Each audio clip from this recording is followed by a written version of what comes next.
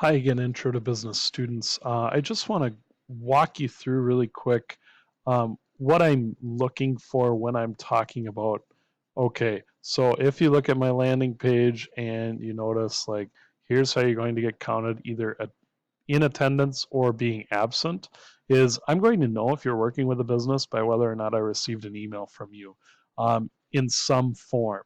And so that could be you completing a task with another business. It could be sharing your payroll register with me.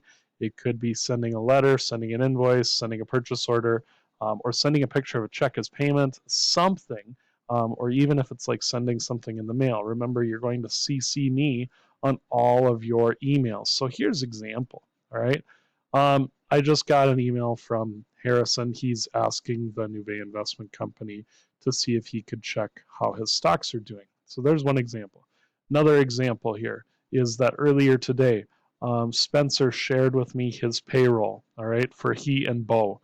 And so if a partner of yours does that, that's counted as present for both of you, right? And so I took a look at their payroll. Their payroll is perfectly done. They did exactly what they needed to, right? And then I got back to them. So that's email correspondence back and forth there.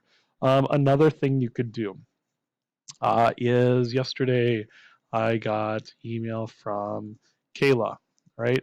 And so here's an example. She sent it to me, and she also, and it's because it is to Mean Jeans, right? So she sends this ad, right, to me. If she were making an ad for someone else, that could be just fine as well.